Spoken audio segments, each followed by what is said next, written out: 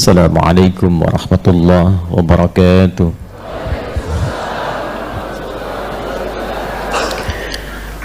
Alhamdulillahi rabbil alamin, alladhi jama'al mahabbata fi qulubil mu'minin liyazdadu imanan ma'a imanihim fa asbahna bi ni'matihi ikhwana. Wassalatu wassalamu ala rasulillahil karim sayyidina Muhammadin al-amin alladhi bittiba'i sunnatihi syarifati asbahna lil muttaqina imama. Allahumma salli wa sallim wa barik ala hadha an-nabiyil karim wa ala alihi wa sahbihi wa dhurriyyatihi wa ummatihi ila yaumiddin. Amma ba'd. Fa ya ahbaballahi wa ahbab rasulih sallallahu alaihi wasallam, usi nafsi wa iyyakum bitaqwallahi faqad fazal muttaqun. فلا تموتن إلا وأنتم مسلمون. فقال تعالى يا أيها الذين آمنوا اتقوا الله حق تقاته ولا تموتن إلا وأنتم مسلمون. Saudara-saudariku, Bapak Ibu sekalian, baik yang berada di area Masjid An-Nur ini pun yang tersambung dalam sambungan live kita di pagi hari ini di kajian duha, kita awali dengan bersyukur pada Allah Subhanahu wa Ta'ala. Kita masih diberikan kesempatan untuk beriman sampai dengan pagi hari ini, dan di antara kenikmatan iman itu kita bisa wujudkan dalam bentuk meningkatkan amal saleh, salah satunya dengan mendatangi majelis ilmu. Karena datang ke majelis ilmu itu dibuka dengan kalimat iman. Quran surah ke-58 ayat yang ke-11. Ya ayyuhalladzina amanu idza qila lakum tafassahu fil majalisi fafsahu yafsahillahu lakum. Jadi yang bisa tergerak untuk datang ke majelis ilmu itu hanyalah orang-orang yang beriman. Dan iman itu yang mengantarkan seseorang datangnya ke majelis. Ingat, tempatnya disebut majelis.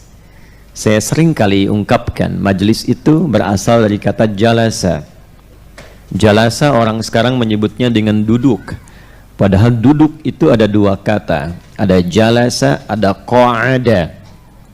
Jalasa perpindahan dari tempat yang rendah ke tempat yang tinggi. Anda duduk sekarang di karpet, saya minta pindah ke kursi supaya lebih tinggi. Maka orang Arab mengatakan tafaddal ijlis. Tapi kalau kita berada dalam posisi tinggi seperti berdiri, kemudian akan turun duduk jadi merendah, maka orang Arab mengatakan tafaddal uq'ud, dari kata qa'ada. Sifatnya disebut dengan qu'ud. Jalasa sifatnya disebut dengan julus.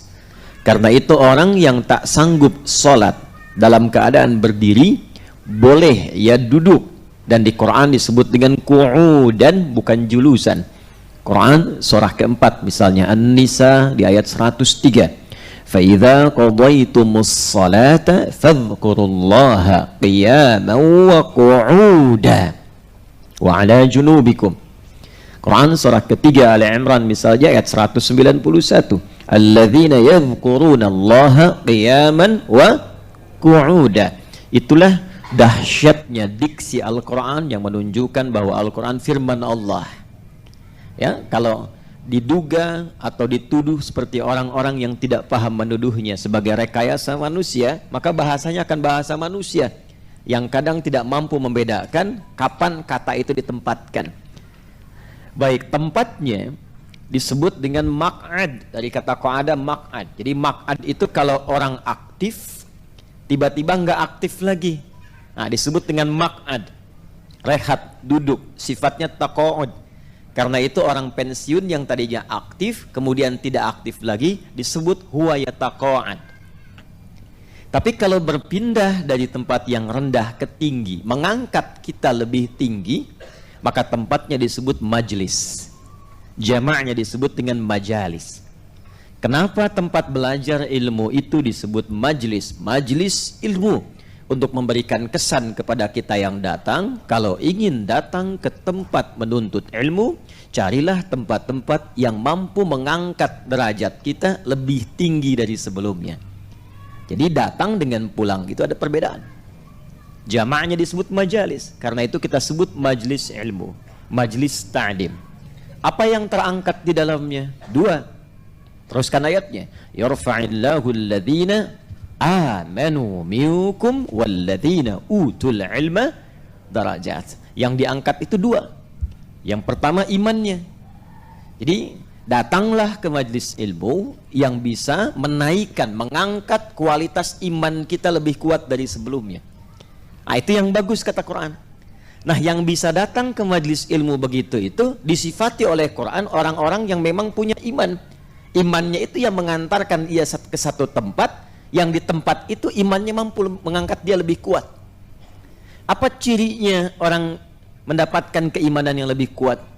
Maka nanti Al-Imam Al-Bukhari menerangkan dalam kitab sahihnya di topik yang kedua, Kitabul Iman, ada 57 hadis. Di antara hadis itu ada rumus dari Nabi yang mengatakan sallallahu alaihi wasallam, qala al-imanu yazidu wa yantaqis. Yazidu bit-ta'ah wa yantaqisu bil ma'siyah. Iman itu bisa naik, terangkat, bisa turun. Kapan ia bisa naik? Dia naik terangkat dengan banyak mengerjakan ketaatan. Wujudnya amal saleh. Karena itu saya sering katakan majlis ilmu yang baik satu adalah majlis yang ketika Anda datang, apapun yang disampaikan di majlis itu mampu memotivasi kita sehingga kita lebih ingin menaati Allah, lebih dekat dengan Allah, senang menunaikan amal saleh, salatnya menjadi lebih rajin, baca Qur'annya meningkat, puasanya meningkat. Bahkan kita baru lihat syekhnya, ustadznya atau gurunya, kita sudah termotivasi mengerjakan kebaikan. Itulah majlis ilmu. Dan yang bisa mendatangi demikian, ya ayyuhalladzina amanu, karena iman ketemu iman. Ya. Kalau merendah, nanti turun kualitasnya dari majlis jadi tempat biasa. Ya. Apa yang didapati di dalamnya macam-macam. Ya, macam-macam. Ya, mungkin yang membuat banyak tertawa, mungkin yang membuat banyak juga menangis, mungkin yang membuat macam-macam. Tidak bisa kita persalahkan. Ya, masing-masing barangkali punya bagiannya tersendiri. Tapi untuk ahli iman, dia akan mendatangi majlis yang mengangkat imannya. Yang kedua, walladzina utul ilma darajat. Bertambah pengetahuan. Jadi selain imannya menguat, pengetahuannya bertambah. Nah, pengetahuan itulah ketika bertambah yang membantu dan memudahkan iman saat mengerjakan amal soleh. Contoh begini, Anda kalau taunya amal solehnya saja, sholat 5 waktu berapa rakaat?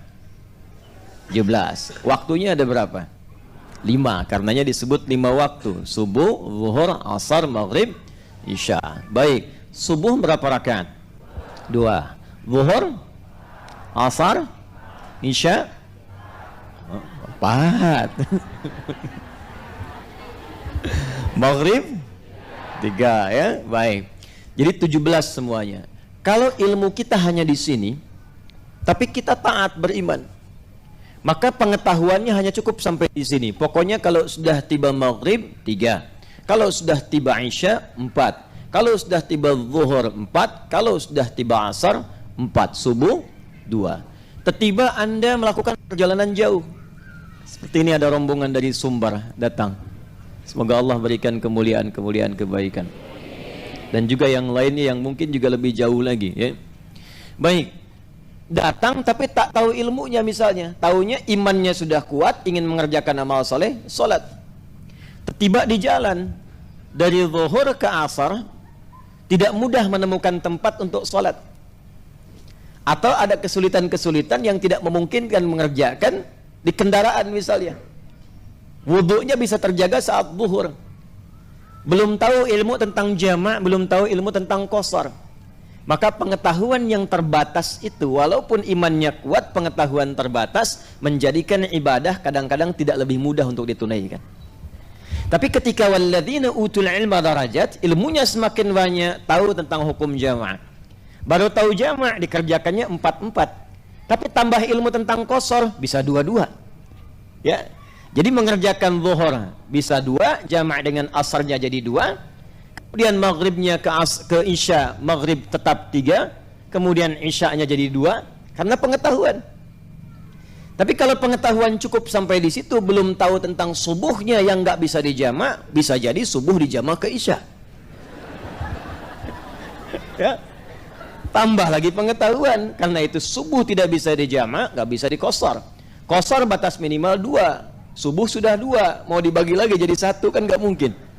Karena itu subuh letaknya jauh ke zuhur, jauh ke isya, sehingga tidak ada alasan kita untuk menariknya menjadi jamak. Mau jamak ke isya masih jauh kok. Ya, mau narik zuhur ke subuh masih jauh juga. Nah, itulah pentingnya kita datang ke majelis ilmu. Ilmu bertambah, memberikan keadaan ibadah kita lebih mudah, iman meningkat, menjadikan suasana ibadah kita lebih kuat. Dan itu yang disebut dengan majelis. Yang ingin saya katakan, semoga Allah Subhanahu wa taala menggolongkan kita termasuk orang-orang yang beriman sampai dengan pagi hari ini, dan menggolongkan apa yang kita sekarang sedang pelajari di tempat ini sebagai majalisul ilmi insyaallah. Apa yang didapatkan jika semua itu terjadi? Faqala Rasulullah sallallahu alaihi wasallam, yang diriwayatkan oleh Al-Imam Ibnu Majah dari sahabat Abu Darda radhiyallahu taala anhu, qala Rasulullah sallallahu alaihi wasallam, man salaka tariqan yaltamisu fihi ilma sahhalallahu lahu tariqan ilal jannah wa innal malaikata la tadau ajnihataha ridan li talibil ilmi. Siapapun yang melangkahkan kakinya ke tempat seperti tadi dengan imannya dan niatnya hanya untuk talabul ilmi, belajar, maka setiap langkah yang ia lakukan hingga tiba dan pulang ke tempatnya akan diperintahkan oleh Allah kepada malaikat, catat itu untuk meringankan langkahnya ke surga. Dan diperintahkan malaikat membentangkan sayapnya, berikan ridha kepada hambaku itu sampai selesai menuntut ilmunya. Faqala Rasulullah sallallahu alaihi wasallam di hadis yang lain, dan diabadikan hadis ini dalam kitab Sahih Al-Bukhari oleh Al-Imam Al-Bukhari di topik ketiga, namanya Kitabul Ilmi, dari sahabat Muawiyah radhiyallahu taala anhu, dari Nabi sallallahu alaihi wasallam bersabda, man yuridillahu bihi khaira yufaqihuhu fid din.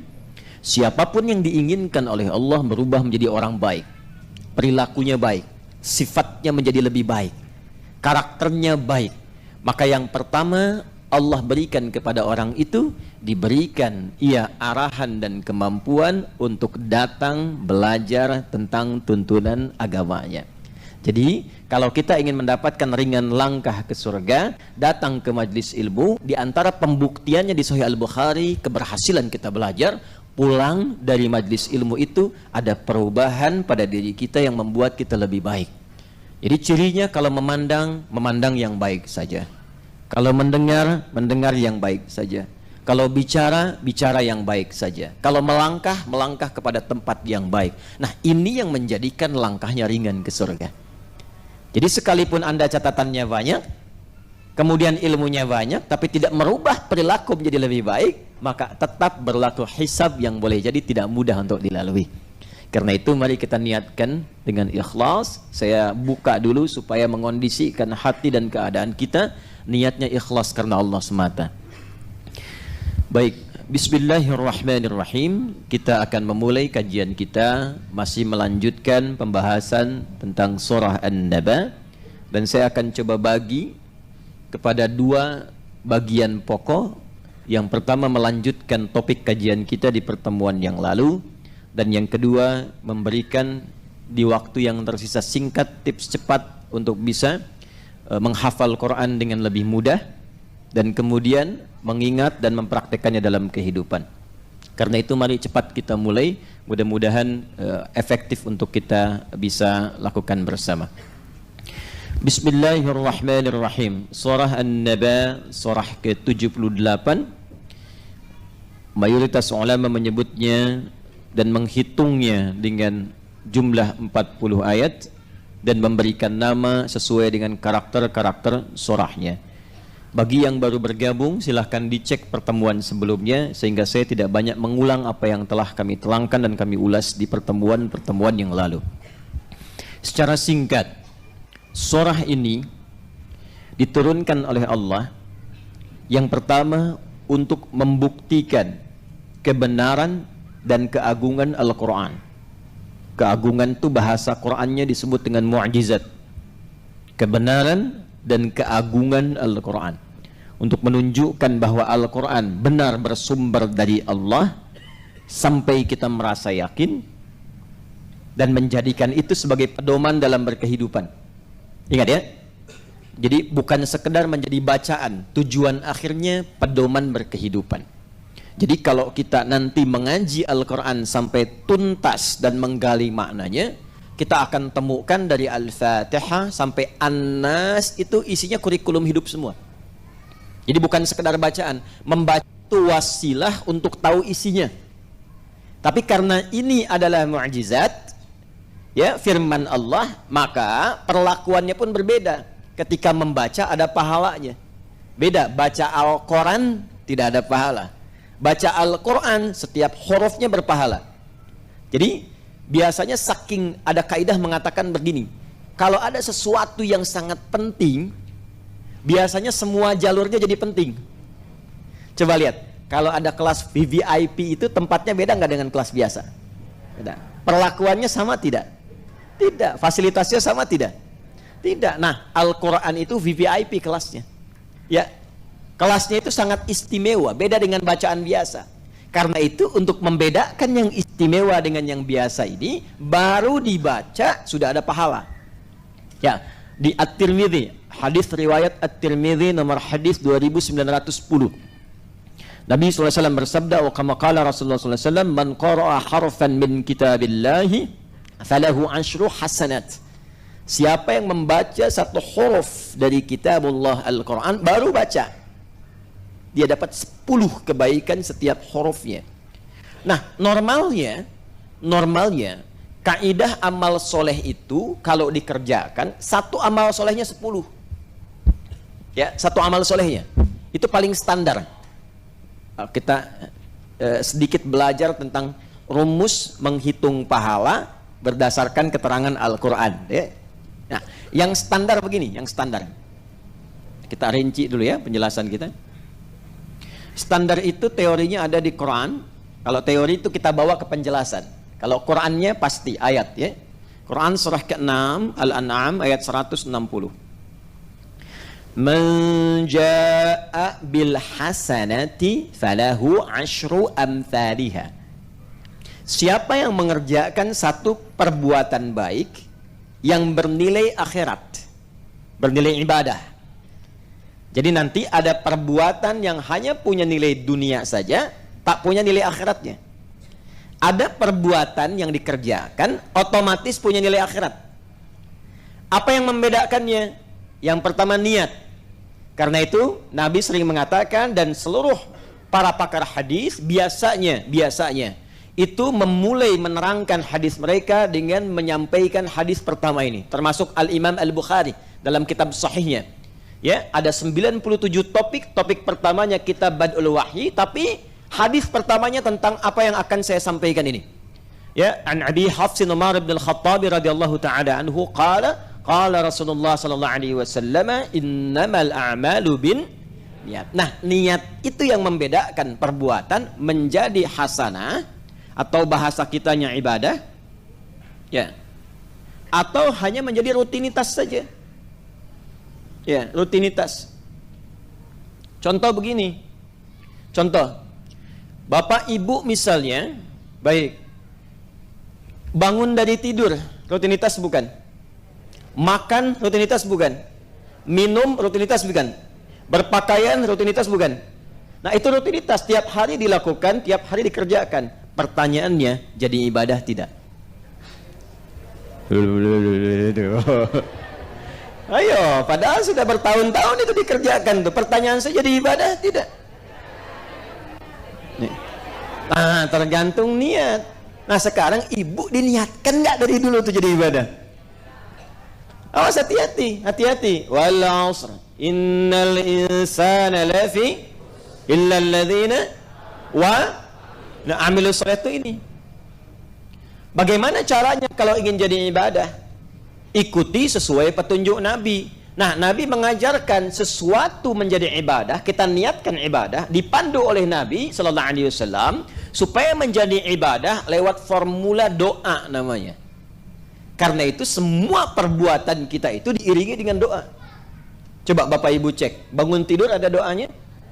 Ada. Apa doanya? Akhyana ba'dama amatana wa ilaihin. Tahu dari mana? Baik. Makan ada doanya? Minum ada doanya? Nih, barusan ke masjid. Masuk masjid ada doanya? Keluar masjid ada doanya? Loh, ada yang mau ke toilet. Masuk toilet ada doanya? Keluar toilet ada doanya? Masuk masjid kaki? Keluar toilet kaki? Hah?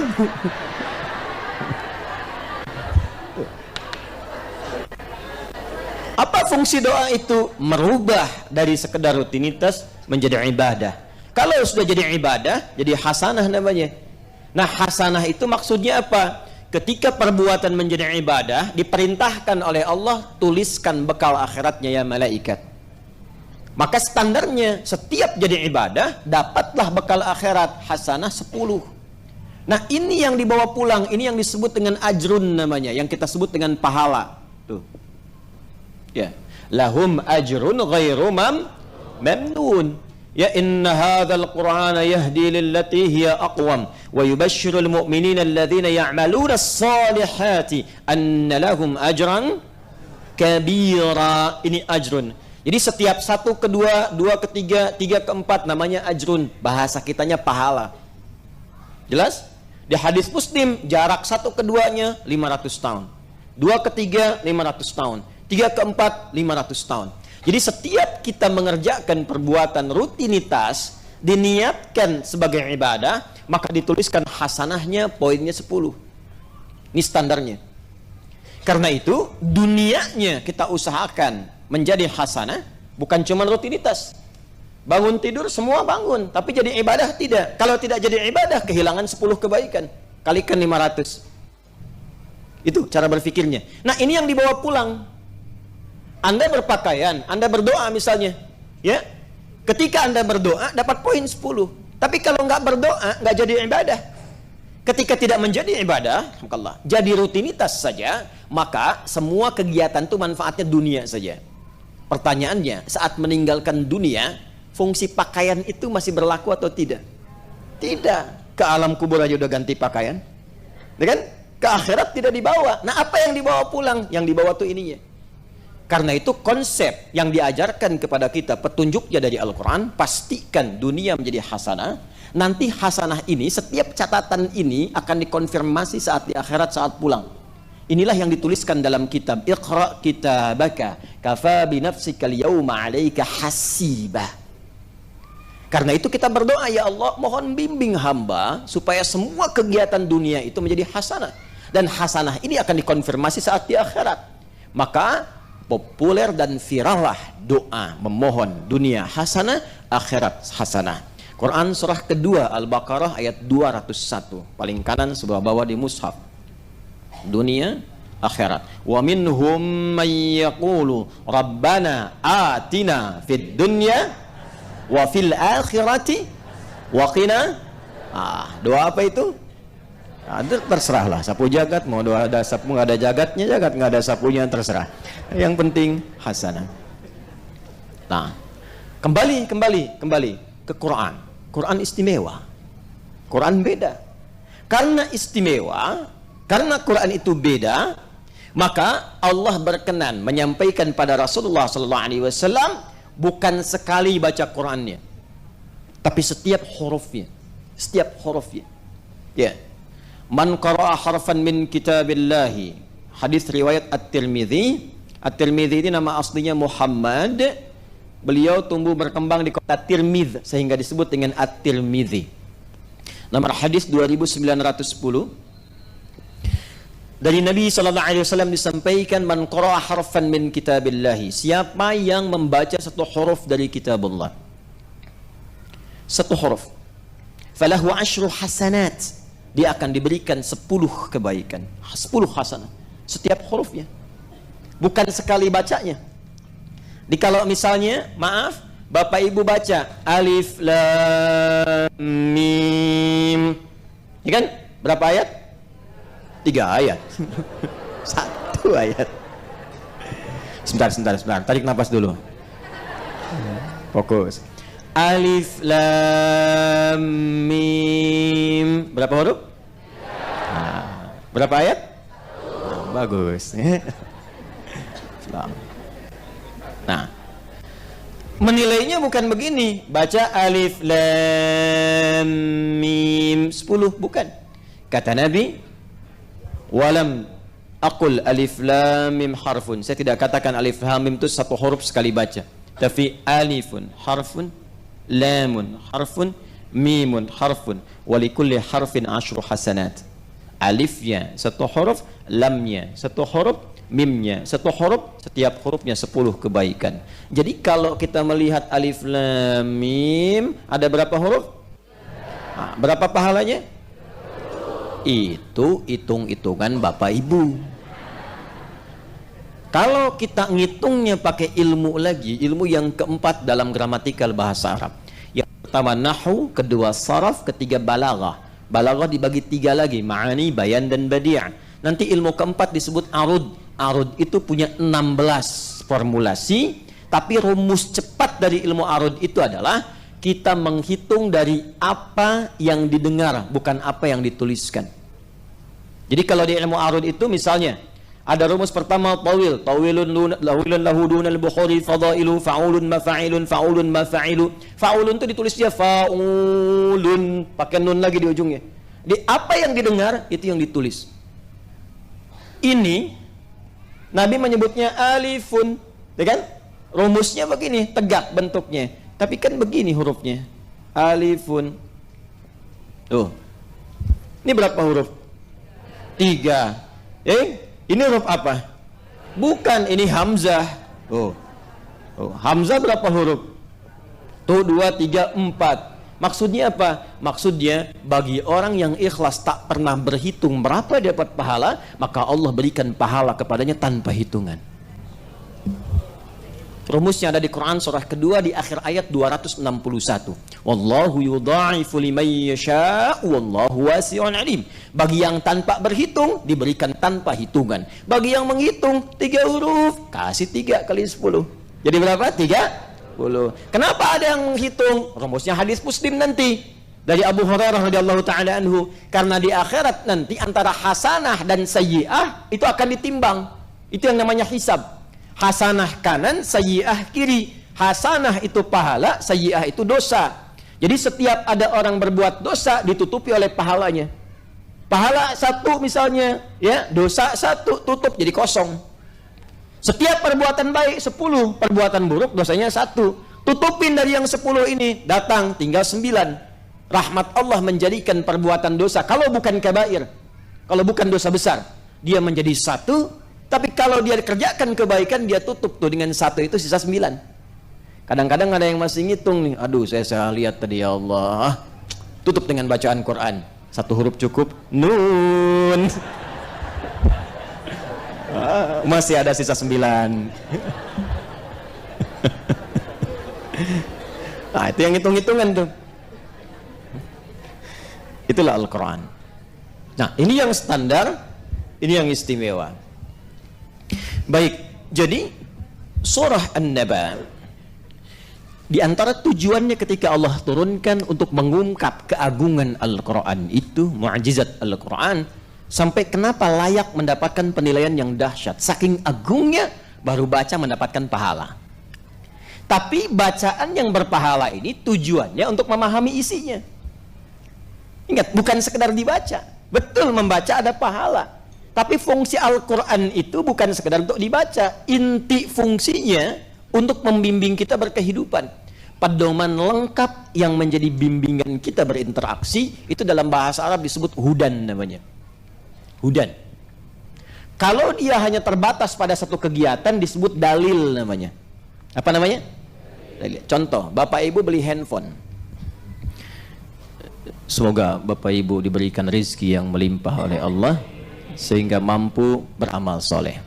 Ya, bukan buat beli handphone, ya, amal soleh. Karena ada yang beli handphone hanya untuk bikin status saja ya, kan belum tentu jadi amal soleh. Kenapa sampai ke situ? Balik lagi.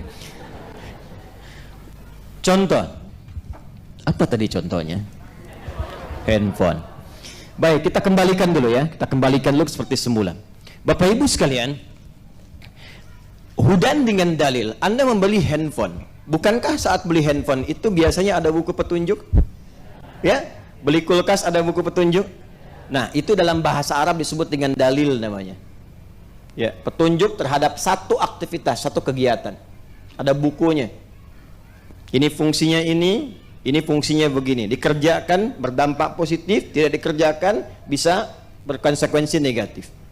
Tapi kalau petunjuk itu mewakili pada semua kegiatan secara komprehensif, menyeluruh semuanya. Bangun tidur dibimbing, makan diatur, berpakaian ditunjukkan caranya demi kebahagiaan, kesuksesan dan kesejahteraan, maka berubah namanya dari dalil menjadi hudan. Ini hudan. Al-Quran saat diturunkan, Allah dengan saat yang bersamaan memberikan penjelasan kepada kita melalui Rasulullah SAW bahwa fungsi Al-Quran, tujuannya diturunkan itu adalah sebagai hudan. Di dalamnya ada pedoman yang sangat lengkap bagi semua manusia untuk berkehidupan, dari mulai bangun tidur sampai dengan tidur kembali, dan apapun pekerjaan yang kita lakukan, di sini ada pedomannya. Quran surah kedua ayat 185. Karena Qurannya istimewa, Allah turunkan di bulan yang istimewa, Ramadan. Malamnya jadi istimewa, Lailatul Qadar. Harinya istimewa, Jumat. Malaikatnya naik status jadi Sayyidul Malaikat Ruhul Amin, Jibril. Nabinya naik status jadi Sayyidul Anbiya'i wal Mursalin, Muhammad sallallahu alaihi wasallam. Maka Allah firmankan, syahrul Ramadan alladzi unzila fihil Qur'anu hudal linnas. Ini. Nah, yang harus kita pahami dari kata hudan ini hal yang ingin saya highlight.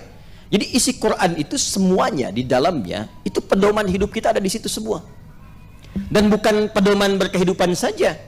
Kalau bisa kita ikuti semua itu, maka pertama akan merubah diri kita menjadi pribadi yang baik sempurna. Ingat ya, berubah karakter kita menjadi pribadi yang baik. Apapun itu, dari ujung kepala sampai ujung kaki.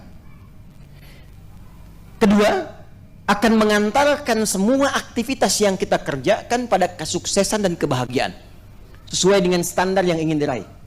Jadi ada sukses saja belum tentu bahagia, itu disebut dengan farah, sifatnya farhan.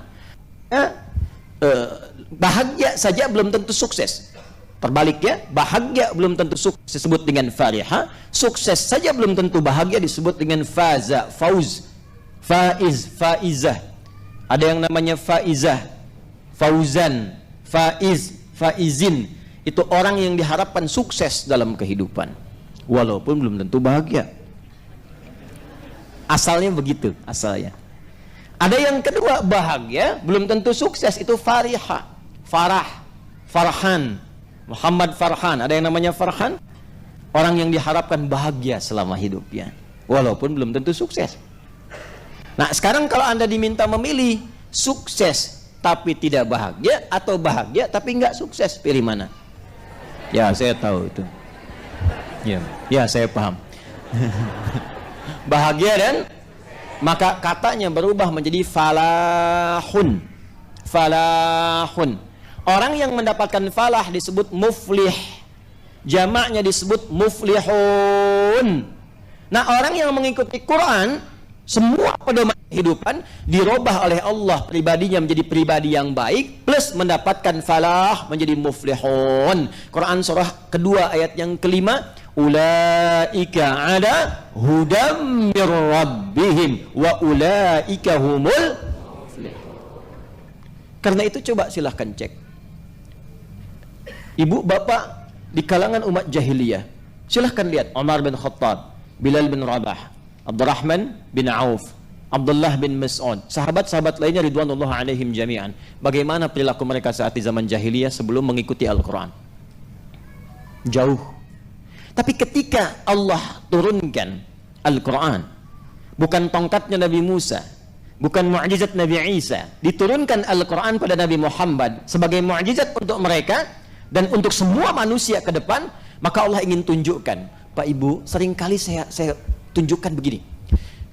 Kita kan bicaranya sering jahiliyah. Jahiliyah itu, ini lokasinya Pak Bu, kurang lebih ya, umumnya berada di sekitaran Mekah. Saya ambil satu spot saja, satu titik. Itu kanan kirinya Romawi dan Persia, di luar Jazirah Arab ini, di luar Hijaz. Romawinya maju, sudah ada imperium, peradaban. Kalau Bapak Ibu main ke Roma misalnya, ya, ke Italia atau ke Libya, ada peninggalan, atau Mediterania, wilayah Turki yang ke sebelah dekat-dekat Mediterania. Itu sampai sekarang masih ada peninggalan Kolosium, kebesaran-kebesaran dan sebagainya, maju. Persia punya kekaisaran, saingan Romawi. Tapi Allah tidak berkenan menurunkan Al-Quran di Romawi, tidak di Persia. Supaya nanti orang tidak mengatakan begini, pantas turunnya di Romawi, pantas turunnya di Persia, sudah maju, sudah ada peradaban. Tapi diturunkan di tempat paling rendah, yang tidak ada peradaban, yang kriminalnya paling lengkap. Jadi tempat ini tuh khatam maksiat. Nih, sini. Semua jenis maksiat ada di sini. Dan nggak punya peradaban, jauh. Diturunkan di sini. Apa yang terjadi? Merubah ini semua. Kalangan masyarakat yang disebut jahiliyah berubah menjadi khairu ummah, manusia terbaik, umat terbaik yang pernah lahir dan beraktivitas di bumi. Turun Quran surah ketiga Ali Imran ayat 110. Kuntum khaira ummatin ukhrijat linnas. Yang ini jadi tenggelam Romawi, yang Persia pun jadi tenggelam. Yang naik yang ini. Apa yang menjadikan mereka naik ke permukaan sampai jadi orang hebat? Ternyata bukan karena kemampuan kehebatan mereka, tapi karena Al-Quran. Ini diikuti betul. Jadi mereka itu kalau sudah turun ayat, sami'na wa ata'na aja. Turun ayat misalnya mengatur tentang perdagangan, diatur dagangnya harus begini, sami'na wa ata'na, ikuti. Sehingga akhirnya apa? Muncul Utsman, muncul Abdurrahman bin Auf. Itu Bapak Ibu sekalian, dari orang yang fakir, yang hilang harta seperti Abdurrahman bin Auf, pernah kaya jadi fakir, hilang harta, naik status melebihi kekayaan sebelumnya. Nomor 4. Ya. Kalau di rumus kekayaan berarti dia ya nomor 4. Ya. Kaya menengah, kaya banget, keempat kebangetan kayanya. Nomor 4 dia. Ya. Utsman demikian, sampai sekarang asetnya masih ada di Madinah. Jadi hotel wakaf Utsman bin Affan. Naik, nggak tanggung. Ali bin Abi Thalib radhiyallahu taala anhu, Amr bin As. Bagaimana keilmuan mereka yang sangat luar biasa. Abu Hurairah sangat populer dan buktinya sekarang masih ada.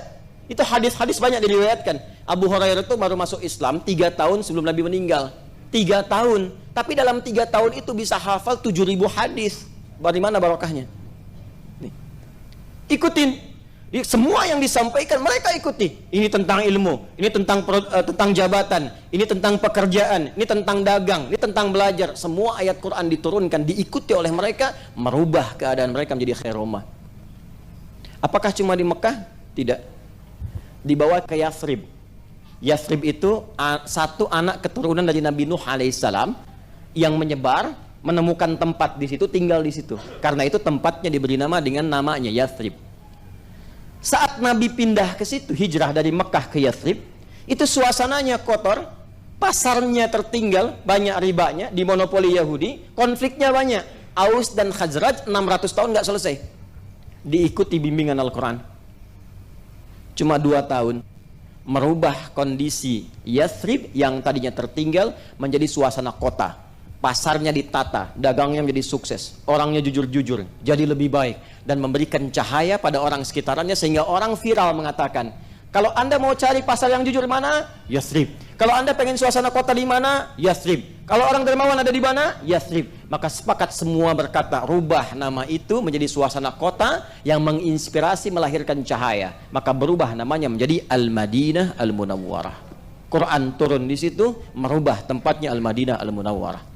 Bawa ke Afrika Utara, sampai ke Andalusia, semangat Qurannya dibawa, maka berubah menjadi suasana kota yang berperadaban. Muncul peradaban Islam di Spanyol 700 tahun. Bukan peradaban Arab. Silahkan cek, semuanya peradaban Islam, peradaban Islam, peradaban Islam. Sumbernya di mana? Quran. Nah, ternyata ketika kita meriset Al-Quran, membaca dari Al-Fatihah sampai An-Nas, kita temukan Allahu Akbar, semua isi Quran membimbing kita di semua tempat kehidupan kita di 3 alam, bukan hanya di dunia. Sekarang kita ada di mana? Kan kita di Masjid An-Nur di Tanah Kusir, dan dia bagian dari dunia. Setelah meninggal dunia kemana? Ke kubur. Jangan ke akhirat dulu Bu ya, sabar. Ada waiting room di sini, ada kuburan. Nah, baru setelah itu kemana?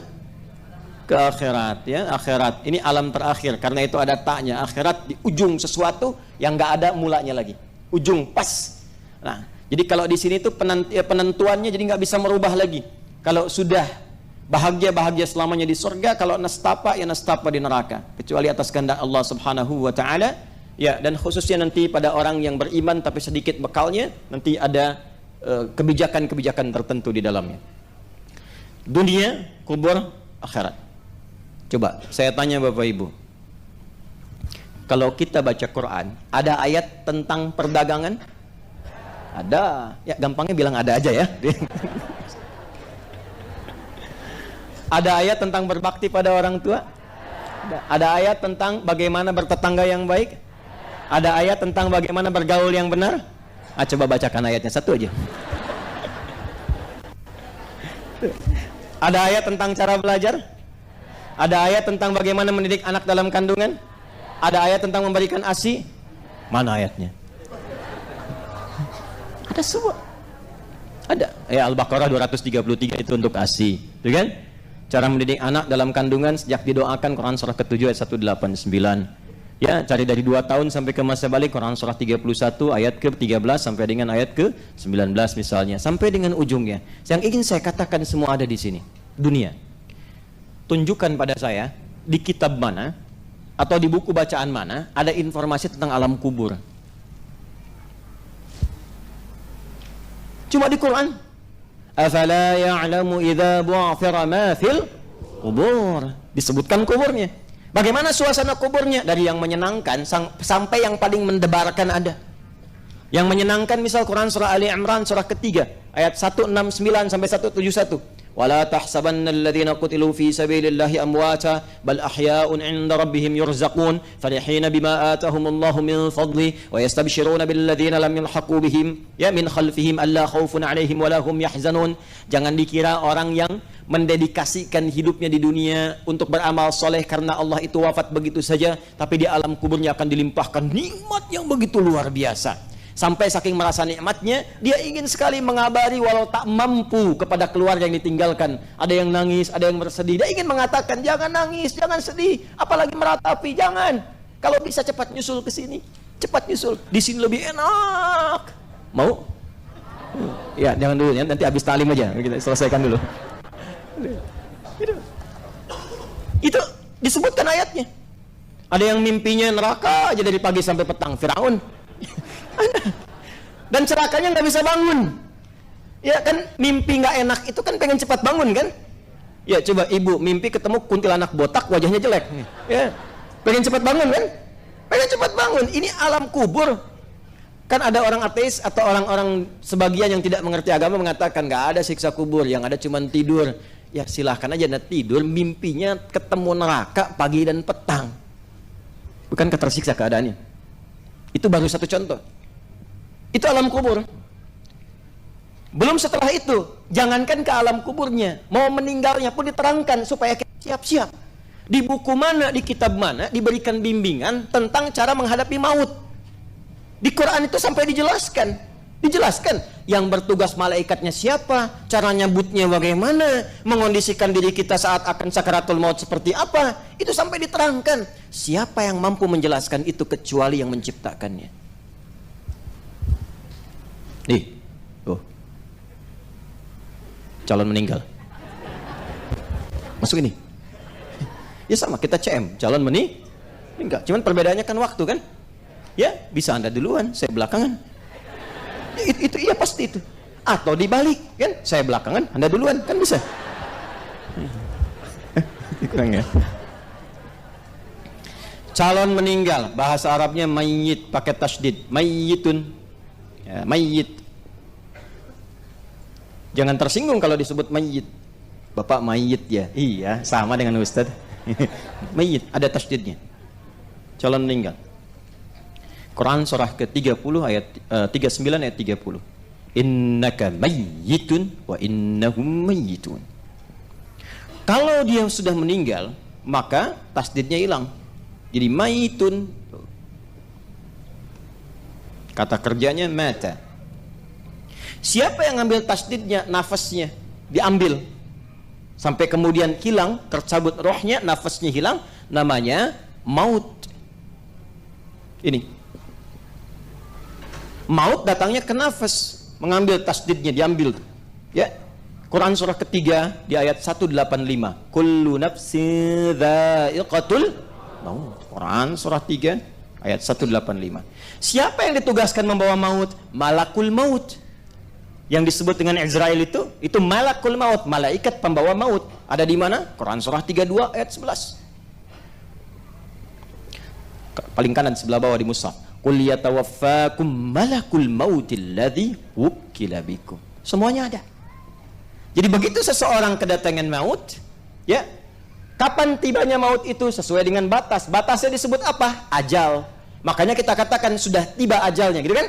Ya, kata ajal itu adanya di Quran. Surah keberapa misalnya? Surah 7 ayat berapa? 34. Walikulli ummatin ajal. Fa idza jaa ajaluhum la yastakhiruna sa'atan wa la yastaqdimun. Anda bayangkan, urusan mau meninggal pun itu diatur.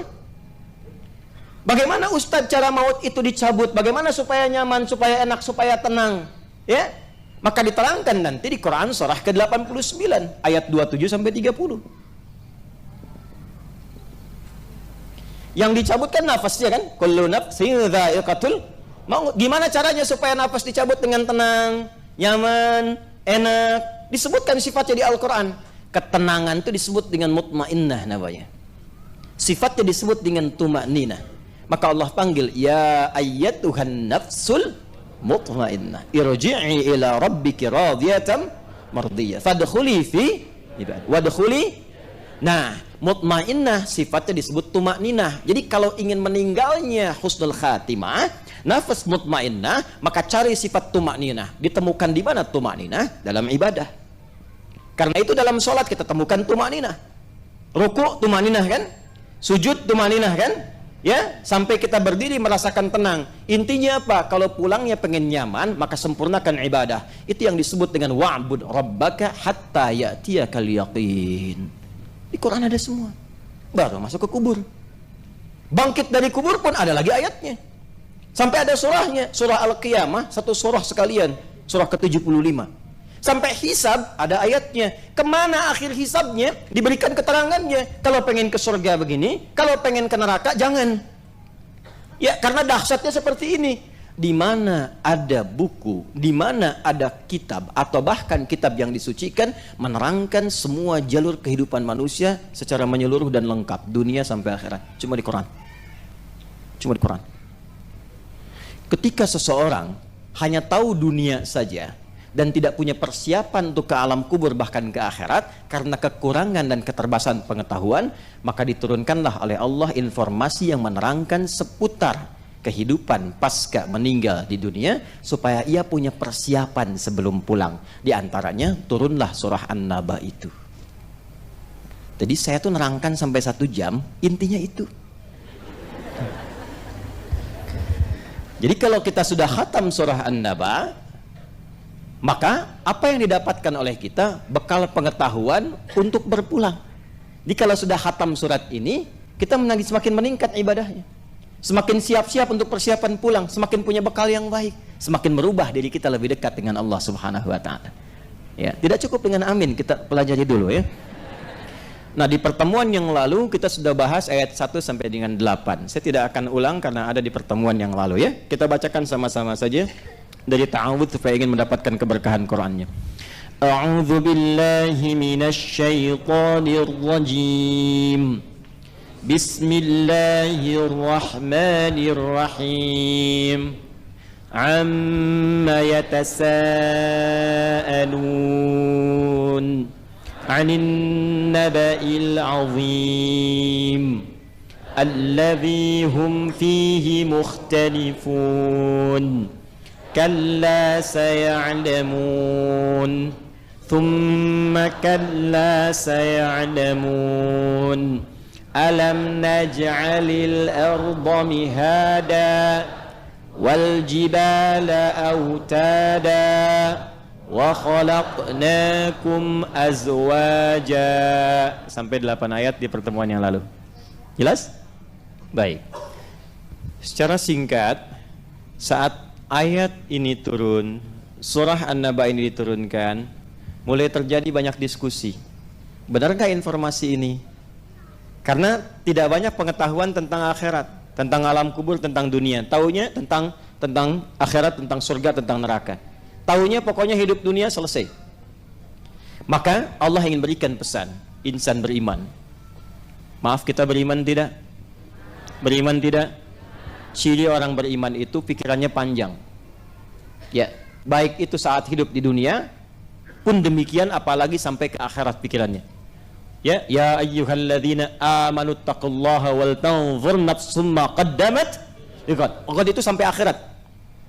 Ya, ini saya terangkan sedikit ya. Tadi Quran surah ke-59 ayat 18. Begini Bu, Pak. Ini dunia, kubur, akhirat.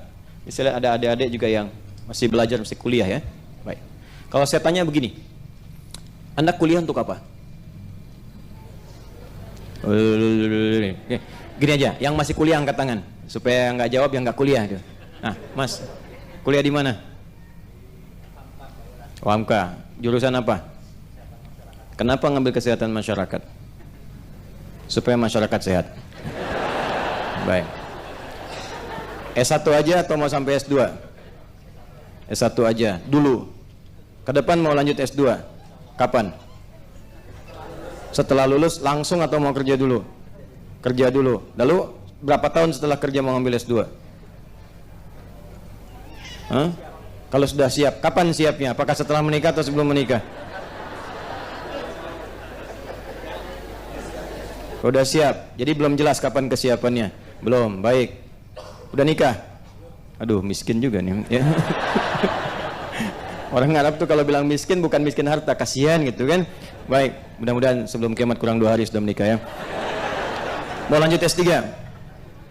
Enggak, setelah S2, S3. Mau kerja di mana? Sesuai jurusan S1. Baik. Bapak Ibu sekalian, ini bagus. Tapi tipikal orang beriman, wal tanzur nafsu ma qaddamat ghad, itu sampai akhirat. Aktivitas Anda itu mengantarkan kepada akhirat, kehidupan akhirat yang bagaimana? Jadi bagusnya kalau kata Quran, bagi insan beriman, turunkan akhiratnya, turunkan ke bawah, jadi kurikulum hidup. Itu yang diikutin aja selama hidup. Contoh begini, contoh paling gampangnya gini. Bapak Ibu kalau ke akhirat, mau tempatnya di mana? Di surga. Nah, surga itu kan ada 8 pintu, 8 turunan, 8 ragam. Bapak Ibu dari 8 itu ada surga Firdaus, surga Adan, Darussalam dan sebagainya. Mau yang mana? Firdaus. Saya tuh bener kalau tanya orang jawab Firdaus, mau ketawa nggak enak gitu kan, mau senyum nggak nyaman, tapi kesel gitu. Sholat 5 waktu, tahajud jarang, puasa sunnah enggak, baca Quran malas, cita-cita Firdaus. Terus di tempat itu pengen ketemu Nabi. Ya, insya Allah, optimis ya. Di surganya mau yang mana? Bagus. Gede. Pertanyaannya, apa amalan yang mengantarkan Anda layak sebagai penghuni surga Firdaus? Nggak cukup dengan amin, nggak bisa. Ada amalannya. Maka yang ingin saya terangkan gini, kurikulumnya turunkan ke bumi. Siapa para penghuni surga Firdaus itu? Maka, ya, tunggu sebentar ya Bu ya. Maka oleh Quran diterangkan runtutan ayat dan amalannya. Turunlah Quran surah ke-23 Al-Mu'minun misalnya. Yang ayat 1 sampai dengan ayat 9. Boleh sampai ayat 11 juga. Kita batasi sampai 9 dulu. Ke ujung ayatnya, ulaika humul warithun alladzina yarithuna al-firdausa hum fiha khalidun. Kata Allah, ada calon penghuni surga Firdaus yang sedang berpetualang di bumi. Jadi hamba Allah ini sedang berkegiatan di bumi, di dunia. Tapi kata Allah, ini calon pewaris surga Firdaus. Apa amalannya? Yuk dari ayat 1-nya. Beruntung nggak kalau masuk surga Firdaus? Bahagia nggak? Sukses nggak? Masih ingat gabungan sukses dan bahagia disebut apa? Falah. Orangnya apa? Muflih, kan? Jamaknya muflihun. Baik, perhatikan ayatnya. Qad aflahal mu'minun. Aflah itu kata kerja dari kata muflih. Muflihun itu kata kerjanya aflah. Artinya kalau ingin jadi muflihun harus banyak bekerja, berusaha, maksimalkan. Saya jamin, kata Allah, orang beriman itu kalau benar imannya dan mengerjakan amalan berikut ini, dia akan sukses, bahagia, ditempatkan di surga Firdaus sebagai pewaris surga Firdaus yang sedang berpetualang di bumi. Apa saja amalannya? Alladzina hum fi salatihim khashi'un. Bukan sekedar salat, dia berusaha selama hidup untuk khusyuk salatnya. Kalau mau surga yang standar, sholat. Tapi kalau ingin surga yang istimewa, VVIP, khusyuk sholat.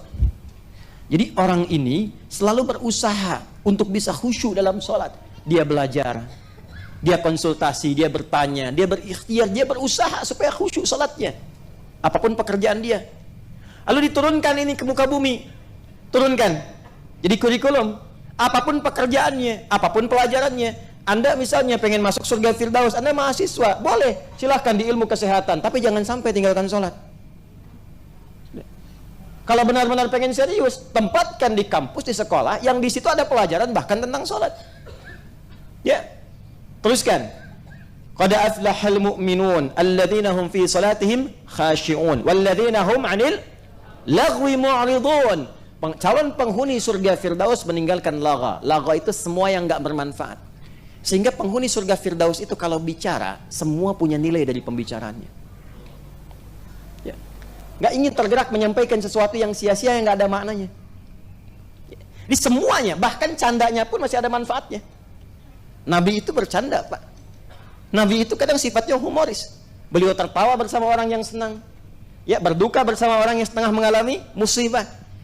Ada 150 hadis kurang lebih tentang canda Nabi SAW. 150 hadis. Sampai yang gerahamnya terlihat, sampai yang kelihatan bagaimana bersih keadaan beliau. Ada tawanya, ada candanya. Canda di rumah tangga dengan istrinya. Ya, walaupun istrinya sudah sepuh misalnya seperti Sayyidah Saudah binti Zam'ah, itu masih bisa bercanda, Bu. Ya, Sayyidah Saudah itu sudah sepuh, menikah dengan Rasulullah, senang bikin kue lewat adonan. Itu kalau sedang bikin adonan, Nabi datang, adonannya masih diberikan di keningnya seperti ini, bermain begini. Tuh. Coba bapak, kakek, dan nenek masih bercanda nggak tuh? Dan masih manggil sayang. Masih manggil apa? Sayang. Kapan terakhir manggil sayang sama pasangan? Semoga nanti Anda cepat menikah ya. Ini. Nah ini keluarkan semuanya. Walladzina hum lizzakati fa'ilun. Zakat. Berarti kalau pengen ke surga Firdaus harus punya cita-cita bisa zakat. Bagaimana bisa zakat? Ikhtiar. Kerja maksimal. Jadi bapak, saya tanya nih, bapak yang kerja nih, ibu yang di rumah, Anda bekerja sampai punya kedudukan, jabatan, harta banyak dan sebagainya, tujuan akhirnya apa? Ya, mudah-mudahan Allah berkati rahmati. Ya, apa tujuan akhirnya? Kalau cuma mengoleksi kemewahan, rumah mewah, kendaraan mewah, ya, kehidupan nyaman, itu belum bisa ke sini. Orang-orang calon penghuni surga Firdaus, dia bekerja berusaha itu supaya untuk ibadah. Dia bekerja supaya bisa zakat, dia bekerja supaya bisa infak, dia bekerja supaya bisa sedekah. Allah kasih bonus dunianya, kaya juga. Apa kurang cukup pengetahuan tentang Abdurrahman bin Auf bagaimana kekayaannya? Kaya, hidupnya mewah, luar biasa. Tapi kemewahannya mengantarkan beliau ke akhirat yang ringan sekali proses seleksinya. Nyaris tanpa hisab. Utsman bin Affan kaya luar biasa, tanpa hisab masuk. Udah kaya, hidup mewah, nyaman, masuk surga tanpa hisab, top. Ya, ini miskin gak jelas, banyak maksiat, ya kan? Itu yang bahaya. Jelas sampai sini? Itulah kurikulum hidup. Nah, termasuk kurikulum hidup yang diajarkan di surah An-Naba ini adalah tentang kurikulum hidup pasca kehidupan di dunia. Dan Allah terangkan dulu, nih di dunia saya sudah atur begini supaya kita yakin dulu, diberikanlah muqaddimah. Supaya yakin dulu. Karena memberi info pada yang belum diyakini, itu harus dibuka dengan sesuatu yang diyakini dulu. Itu secara logika demikian. Jadi kalau Anda ingin menerangkan sesuatu yang orang belum yakin dengan itu, Anda harus kuatkan dulu dengan logika, terangkan kepadanya apa yang sudah dia yakini sebelumnya. Contoh begini. Nah, itu batuk.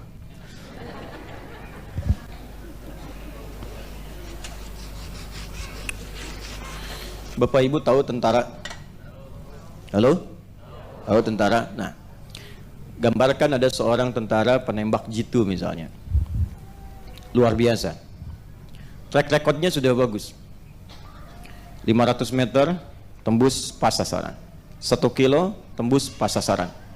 Sudah tahu kita semua dengan track recordnya.